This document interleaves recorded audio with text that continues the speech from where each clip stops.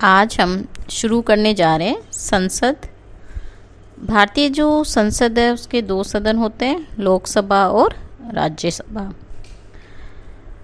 संविधान के अनुच्छेद 79 में लिखा है कि संघ के लिए एक संसद होगी जो राष्ट्रपति और दोनों सदनों से मिलकर बनेगी, जिसका नाम राज्यसभा और लोकसभा होंगे। भारत में संसदात्मक लोकतंत्र को प्रभावपूर्ण बनाने के लिए व्यवस्थापिका और कार्यपालिका का समन्वय करना सिद्धांत आवश्यक था। अतः राष्ट्रपति को भी संसद का अभिन्न भाग बनाया गया। संविधान के अनुच्छेद 79 के द्वारा व्यवस्था की गई है कि भारतीय संघ की एक संसद होगी जिसका निर्माण राष्ट्रपति तथा दोनों सदनों से मिलकर होगा, जिसका नाम राज्यसभा और लोकसभा होगा। इस प्रकार भारतीय संविधान द्वारा ब्रिटिश संविधान की तरह राज्य के औपचारिक प्रधान को संसद का अंग माना गया है। 1919 और 1935 के भारतीय शासन अधिनियम में द्विसदनात्मक व्यवस्थापिका की स्थापना की गई थी और वर्तमान समय के संसदात्मक विधानों में भी द्विसदनात्मक व्यवस्थापिका की स्थापना की जाती है। अतः इनसे प्रेरणा लेते हुए भारतीय संविधान में भी संघीय क्षेत्र में एक द्विसदनात्मक व्यवस्थापिका की स्थापना करता है, जिसका उच्च सदन राज्यसभा होगी, जिसमें राज्यों के प्रतिनिधि होंगे तथा निम्न सदन लोक सदन में जनता द्वारा प्रत्यक्ष रूप से निर्वाचित प्रतिनिधि होंगे। संसद के गठन में आज हम चर्चा कर रहे हैं राज्यसभा पर। सबसे पहले हम देखते हैं कि राज्यसभा की रचना कैसे होती है। राज्यसभा संसद का द्वितीय या उच्च सदन है। संविधान के अनुच्छेद 80 के अनुसार राज्यसभा के सदस्यों की अधिकतम संख्या 250 हो सकती है, परंतु वर्तमान में ये सदस्य संख्या 245 है। इनमें से 12 सदस्य राष्ट्रपति द्वारा नामजद किए जाते हैं। ये ऐसे व्यक्ति होते हैं जिन्हें कला, साहित्य, विज्ञान, समाज सेवा या सहकारिता के क्षेत्र में विशेष ज्ञान और अनुभव प्राप्त हो। शेष सदस्य जनता द्वारा अप्रत्यक्ष रूप से निर्वाचित होते हैं। ये सदस्य संघ की इकाइयों का प्रतिनिधित्व करते हैं और उनका चुनाव एकल संक्रमणीय मत तथा आनुपातिक प्रतिनिधित्व की पद्धति के अनुसार संघ के विभिन्न क्षेत्रों की विधानसभाओं के सदस्यों द्वारा किया जाता है। जिन संघीय क्षेत्रों में विधानसभा नहीं होती, वहां पर राज्यसभा के सदस्यों के चुनाव के लिए विशेष निर्वाचन मंडल गठित किए गए हैं। हमारे संविधान में इकाइयों को राज्यसभा में प्रतिनिधित्व जनसंख्या के आधार पर दिया गया है। अमेरिका के समान भारत में संघ की छोटी बड़ी सभी इकाइयों को द्वितीय सदन में समान प्रतिनिधित्व प्राप्त नहीं है। इस संबंध में संविधान ये व्यवस्था करता है कि एक राज्य की जनसंख्या के प्रथम 50 लाख व्यक्तियों तक हर 10 लाख व्यक्तियों के लिए एक और उसके बाद 20 लाख पर एक के हिसाब से प्रतिनिधित्व प्राप्त होगा।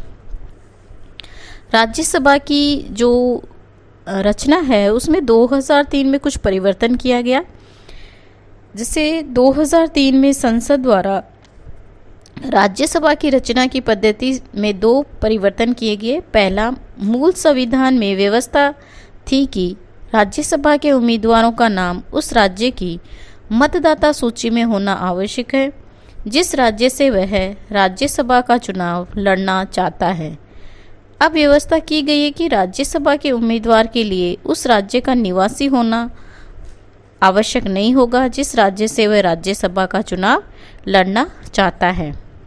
दूसरा, गुप्त मतदान की व्यवस्था के कारण राज्यसभा के चुनाव में विधायक धन के प्रलोभन से प्रभावित होकर अपने मताधिकार का प्रयोग करते हुए पाए गए हैं। इस भ्रष्ट आचरण को समाप्त करने के लिए राज्यसभा के चुनाव में गुप्त मतदान के स्थान पर खुले मतदान की व्यवस्था को अपनाया गया है।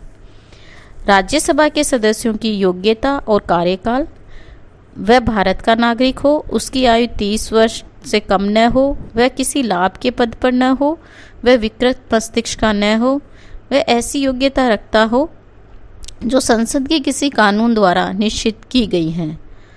अनुच्छेद 102 के अनुसार संघ तथा राज्य के मंत्री पद लाभ के पद नहीं समझे गए हैं तथा यदि कभी ये प्रश्न उठता है कि संसद के किसी सदन का कोई सदस्य उपयुक्त योग्यता रखता है अथवा नहीं, तो ये प्रश्न निर्णय के लिए राष्ट्रपति को सौंपा जाएगा और राष्ट्रपति चुनाव आयोग की राय के आधार पर जो निर्णय देगा अंतिम होगा।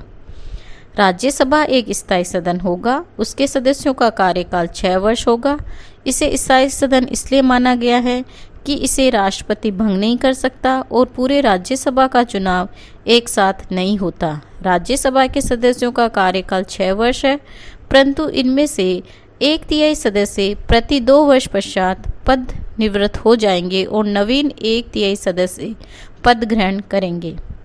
पदाधिकारी संविधान के अनुच्छेद 89(1) के अनुसार भारत का उपराष्ट्रपति राज्यसभा का पदेन सभापति होता है तथा राज्यसभा अपने में से किसी एक सदस्य को उपसभापति निर्वाचित करती है। राज्यसभा का उपसभापति जब सभा का सदस्य नहीं रह जाता तो उसका पद रिक्त हो जाता है। वह स्वयं भी त्याग पत्र दे सकता है अथवा सभा के सदस्यों द्वारा बहुमत से प्रस्तावित पारित कर उसे उसके पद से हटाया जा सकता है।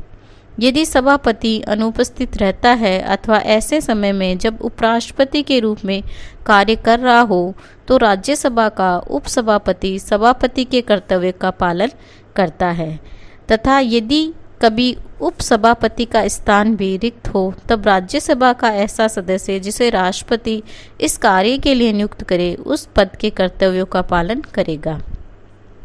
राज्यसभा के सभापति और उपसभापति को भारत की संचय निधि में से वेतन दिया जाएगा। राज्यसभा के सभापति एवं उपसभापति के वे समस्त अधिकार प्राप्त होंगे जो सामान्यतः विधानमंडल के अध्यक्षों को प्राप्त रहते हैं।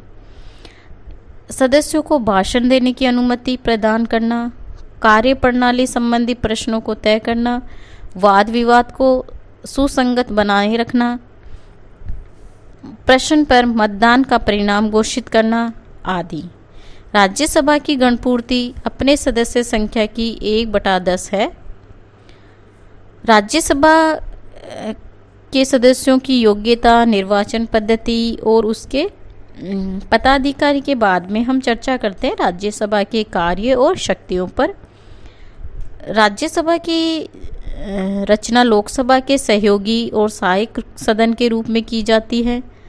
राज्यसभा के जो कार्य और शक्तियां हैं वो कई तरह की हैं। जैसे पहली, विधायी शक्तियां। लोकसभा के साथ राज्यसभा भी विधि निर्माण संबंधी कार्य करती है। संविधान के द्वारा अवित्तीय विधेयक के संबंध में लोकसभा और राज्यसभा को समान शक्तियां दी गई है। अवित्तीय विधेयक लोकसभा या राज्यसभा दोनों सदनों में से किसी भी सदन में पहले प्रस्तावित किए जा सकते हैं और यदि दोनों सदनों से पारित होने के बाद ही राष्ट्रपति के पास हस्ताक्षर के लिए जाता है। व्यवहार में स्थिति यह है कि सामान्यतः सभी महत्वपूर्ण विधेयक लोकसभा में ही प्रस्तावित किए जाते हैं, राज्यसभा में नहीं। दोनों सदनों में किसी विधेयक के संबंध में मतभेद उत्पन्न हो जाता है तो राष्ट्रपति के द्वारा दोनों सदनों की संयुक्त बैठक बुलाई जा सकती है। विधेयक एक सदन द्वारा स्वीकार किए जाने के बाद यदि 6 महीने की अवधि के अंदर दूसरे सदन के द्वारा उसे स्वीकार नहीं किया जाता तो संयुक्त अधिवेशन बुलाया जाता है। संयुक्त बैठक की अध्यक्षता लोकसभा के स्पीकर द्वारा की जाती है और संयुक्त बैठक में विधेयक के भाग्य का निर्णय बहुमत के आधार पर किया जाता है। अनुच्छेद 108 इस प्रकार औपचारिक दृष्टि से अवित्तीय विधेयक के संबंध में दोनों सदन समान स्तर पर है, लेकिन वास्तव में राज्यसभा की स्थिति दो बातों की दृष्टि से निर्बल है। प्रथम, संयुक्त अधिवेशन बुलाने की शक्ति राष्ट्रपति को है और राष्ट्रपति द्वारा ये कार्य मंत्रिमंडल के परामर्श के आधार पर किया जाता है। मंत्रिमंडल लोकसभा के प्रति उत्तरदायी होता है, अतः बहुत अधिक संभावना इस बात की है कि संयुक्त अधिवेशन बुलाने के संबंध में मंत्रिपरिषद लोकसभा के दृष्टिकोण को ही अधिक ध्यान में रखते हैं। उदाहरण के लिए यदि कोई विधेयक राज्यसभा में स्वीकृत लेकिन लोकसभा में अस्वीकृत हो गया तो संभावना इस बात की है कि इस विधेयक पर संयुक्त अधिवेशन नहीं बुलाया जाएगा और विधेयक अपने आप ही समाप्त हो जाएगा। द्वितीय बात यह है कि संयुक्त बैठक में विधेयक के भाग्य का निर्णय बहुमत के आधार पर किया जाता है और लोकसभा की सदस्य संख्या राज्यसभा की दुगनी से भी अधिक होने के कारण संभावना ये है कि विधेयक की स्वीकृति या अस्वीकृति लोकसभा की इच्छा अनुसार ही होगी। इस प्रकार कानूनी दृष्टि से अवित्तीय विधेयकों के संबंध में दोनों सदनों को समान अधिकार प्राप्त है, किंतु व्यवहार में राज्यसभा किसी विधेयक को पारित करने में अधिक से अधिक 6 माह का विलंब कर सकती है। ये लोकसभा द्वारा इच्छित विधेयकों के पारित होने के स्थायी बाधा नहीं डाल सकती। अभी तक केवल 2 बार दोनों सदनों की संयुक्त बैठक बुलाई गई है। संविधान में संशोधन की शक्ति। संविधान संशोधन के संबंध में राज्यसभा को लोकसभा के समान ही शक्ति प्राप्त है। संविधान में संशोधन का विधेयक संसद के किसी भी सदन में प्रस्तावित किया जा सकता है और संशोधन प्रस्ताव तभी स्वीकृत समझा जाएगा जबकि उसे संसद के दोनों सदनों द्वारा अलग अलग अपने कुल बहुमत तथा उपस्थित एवं मतदान में भाग लेने वाले सदस्यों के 2/3 बहुमत से पारित कर दिया जाए। संशोधन प्रस्ताव पर संसद के दोनों सदनों में असहमति होने पर संसद के दोनों सदनों की संयुक्त बैठक की कोई व्यवस्था नहीं है। ऐसी स्थिति में संशोधन प्रस्ताव गिर जाएगा। व्यवहार के अंतर्गत अब तक 3 बार संविधान संशोधन के प्रस्ताव पर लोकसभा और राज्यसभा में मतभेद की स्थिति पैदा हुई। वित्तीय शक्ति। राज्यसभा को कुछ वित्तीय शक्ति भी प्राप्त है। संविधान के द्वारा ही इस संबंध में राज्यसभा को लोकसभा की तुलना में निर्बल स्थिति प्रदान की गई है। संविधान के अनुसार वित्त विधेयक पहले लोकसभा में ही प्रस्तावित किया जाएगा। लोकसभा द्वारा स्वीकृत होने पर वित्त विधेयक राज्यसभा में भेजे जाएंगे, जिसके द्वारा अधिक से अधिक 14 दिन तक इस विधेयक पर विचार विमर्श किया जाएगा। राज्यसभा वित्त विधेयक के संबंध में अपने सुझाव लोकसभा को दे सकती है, लेकिन ये लोकसभा की इच्छा पर निर्भर है कि वह इन प्रस्तावों को माने या न माने। इस दृष्टि से भारत की राज्यसभा की स्थिति ब्रिटेन के हाउस ऑफ लॉर्ड्स से भी निर्बल है, क्योंकि हाउस ऑफ लॉर्ड्स के द्वारा वित्त विधेयक पर 1 माह तक विचार किया जा सकता है।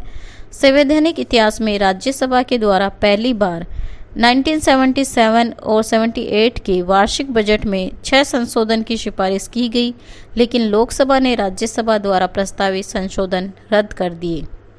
कार्यपालिका संबंधी शक्तियाँ। संघात्मक शासन व्यवस्था में मंत्रिपरिषद के लोकप्रिय सदन के प्रति ही उत्तरदायी होती है। अतः भारत में भी मंत्रिपरिषद केवल लोकसभा के प्रति ही सामूहिक रूप से उत्तरदायी है, न कि राज्यसभा के प्रति। राज्यसभा के सदस्य मंत्रियों से प्रश्न तथा पूरक प्रश्न पूछ सकते हैं और उसकी आलोचना भी कर सकते हैं, परंतु उन्हें अविश्वास प्रस्ताव द्वारा मंत्रिमंडल को हटाने का अधिकार नहीं। यह अधिकार केवल लोकसभा को ही प्राप्त है। अतः कार्यकारिणी पर नियंत्रण की दृष्टि से लोकसभा राज्यसभा की तुलना में निश्चित रूप से अधिक शक्तिशाली है। विभिन्न शक्तियाँ। राज्यसभा को कुछ अन्य शक्तियाँ भी प्राप्त है जो लोकसभा के साथ मिलकर इनका प्रयोग करती है। जैसे पहला, राज्यसभा के निर्वाचन सदस्य राष्ट्रपति के चुनाव में भाग लेते हैं। राज्यसभा के सदस्य लोकसभा के सदस्यों के साथ मिलकर उपराष्ट्रपति का चुनाव करते हैं। राज्यसभा लोकसभा के साथ मिलकर राष्ट्रपति, सर्वोच्च न्यायालय के न्यायाधीश तथा अन्य कुछ पदाधिकारियों पर महाभियोग लगा सकती है। महाभियोग केवल तभी पारित समझा जाता है जब दोनों सदन इस प्रकार के प्रस्ताव को स्वीकार कर ले। राज्यसभा लोकसभा के साथ मिलकर बहुमत के प्रस्ताव पास कर उपराष्ट्रपति को उसके पद से हटा सकती है।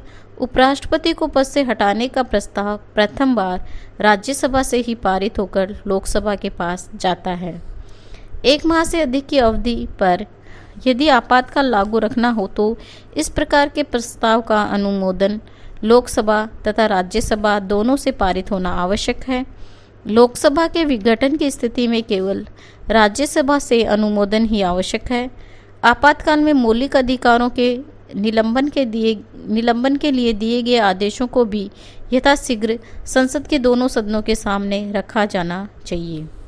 राज्यसभा की अन्य शक्तियाँ। राज्यसभा को दो ऐसे अधिकार भी प्राप्त हैं जो लोकसभा को प्राप्त नहीं और जिसका प्रयोग केवल राज्यसभा ही करती है।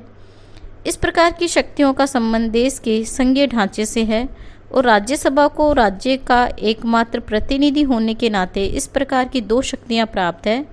अनुच्छेद 249 के अनुसार राज्यसभा उपस्थित और मतदान में भाग लेने वाले 2/3 सदस्यों के बहुमत से राज्य सूची के किसी विषय को राष्ट्रीय महत्व का घोषित कर सकती है। राज्यसभा द्वारा ऐसे प्रस्ताव पास कर दिए जाने पर संसद उस विषय पर कानून का निर्माण कर सकती है। ऐसा प्रस्ताव प्रारंभ में 1 वर्ष के लिए होता है, लेकिन यदि राज्यसभा चाहे तो हर बार इसे 1 वर्ष के लिए बढ़ा सकती है। संविधान के अनुच्छेद 312 के अनुसार राज्यसभा ही अपने 2/3 बहुमत के प्रस्ताव पास कर नई अखिल भारतीय सेवाएं स्थापित करने का अधिकार केंद्रीय सरकार को दे सकती है। राज्यसभा जब तक इस प्रकार का प्रस्ताव पारित न कर दे तब तक संसद या भारत सरकार किसी नवीन अखिल भारतीय सेवाओं की व्यवस्था नहीं कर सकता। इस प्रकार राज्यसभा को लोकसभा के अलावा लोकसभा की जो शक्तियां उसके अलावा ये 2 शक्तियां उसको प्राप्त हैं। राज्यसभा न केवल द्वितीय सदन वरन द्वितीय महत्व का सदन ही है। शक्तियों की दृष्टि से इसकी स्थिति लॉर्ड सभा और अमेरिका सीनेट के बीच की है। हम देखते हैं कि राज्यसभा का जो मूल्यांकन की राज्यसभा की कई आधारों पर आलोचना की जाती है कि राज्यसभा को समानता के आधार पर प्रतिनिधित्व नहीं दिया गया। इसको प्रतिनिधित्व जो है वो जनसंख्या के आधार पर दिया गया, इसलिए जिस राज्य की जनसंख्या ज़्यादा होगी वहाँ से अधिक प्रतिनिधित्व आएंगे और जिस राज्य की जनसंख्या कम होगी वहाँ से कम प्रतिनिधित्व आएंगे। फिर भी राज्यसभा का अपना महत्व है। हम राज्यसभा की जो आलोचना है उसमें देखते हैं कि राज्यसभा के जो अधिकांश सदस्य हैं वो अप्रत्यक्ष निर्वाचन के आधार पर अपना पद ग्रहण करते हैं और वह इस बात का उन्हें बहुत अधिक डर है कि कई व्यक्तियों द्वारा धन की शक्ति या अन्य भ्रष्ट साधनों के आधार पर राज्यसभा का चुनाव जीत लिया जाएगा। व्यवहार में ऐसी कुछ घटनाएं प्रकाश में आती भी रहती है। राज्यसभा के सदस्यों को राज्य विधानमंडल द्वारा आनुपातिक प्रतिनिधित्व की पद्धति के आधार पर निर्वाचित किया जाता है। अतः ये दोष है इसमें कि भारतीय संघ के कुछ राज्यों की विधानसभाओं में क्षेत्रीय दलों को पर्याप्त प्रतिनिधि प्राप्त है और आनुपातिक प्रतिनिधित्व की पद्धति के कारण ये क्षेत्रीय दल राष्ट्रीय व्यवस्थापिका में भी प्रतिनिधित्व प्राप्त कर लेते हैं, जिसे राष्ट्रीय हित में नहीं कहा जा सकता। राज्यसभा के 12 सदस्यों को राष्ट्रपति द्वारा मनोनीत किया जाता है और मनोनीत की ये प्रणाली अप्रजातांत्रिक है। कार्यपालिका के द्वारा अपने इस शक्ति का दुरुपयोग किया जाता है। व्यवहार के अंतर्गत राज्यसभा का प्रयोग एक राजनीतिक शरण गृह के रूप में किया जाता है। राज्यसभा में प्राय ऐसे लोगों को स्थान दिया जाता है जो प्रत्यक्ष चुनाव से दूर भागते हैं या जिन्हें प्रत्यक्ष चुनाव में जनता द्वारा अस्वीकार कर दिया जाता है। इस प्रकार राजनीतिक दल विशेष रूप से सत्तारूढ़ पक्ष द्वारा अवकाश प्राप्त अयोग्य या विशेष गुटों के प्रतिनिधित्व को इस सभा में स्थान देकर राज्यसभा को केवल अपने राजनीतिक स्वार्थों की पूर्ति का साधन बना लिया जाता है। राज्यसभा की जो आलोचना है उसमें यह कि संघात्मक व्यवस्था में द्वितीय सदन का गठन संघात्मक अथवा राज्यों की समानता के सिद्धांत के आधार पर किया जाना चाहिए, लेकिन भारत में राज्यसभा के गठन में अमेरिका सीनेट या ऑस्ट्रेलिया संघ के द्वितीय सदन के समान संघात्मकता के सिद्धांत का पालन नहीं किया गया। राज्यसभा का गठन दलगत आधार पर होता है और राज्यसभा के सदस्यों द्वारा दलगत आधार पर ही कार्य किया जाता है। इन आलोचना के बाद में भी हम कह सकते हैं कि जो राज्यसभा है उसका अपना महत्व है। जैसे कि राज्य जो सभा है वो साधारण विधेयक को 6 महीने तक और वित्त विधेयक को 14 दिन तक अपने पास रख सकती है, क्योंकि उसे 14 दिन तक और 6 महीने तक अपने पास वो रख सकती है। ये मंत्रिपरिषद के जो नाम मात्र के लिए प्रभावित कर सकती है, क्योंकि उसे मंत्रिपरिषद को पद से हटाने की शक्ति प्राप्त नहीं है और उसके अन्य कार्य भी हैं, जैसे राष्ट्रपति उपराष्ट्रपति के निर्वाचन में भाग लेना, राज्य सूची के विषय को राष्ट्रीय महत्व का घोषित करना, अखिल भारतीय सेवाओं की व्यवस्था के लिए प्रस्ताव पारित करना।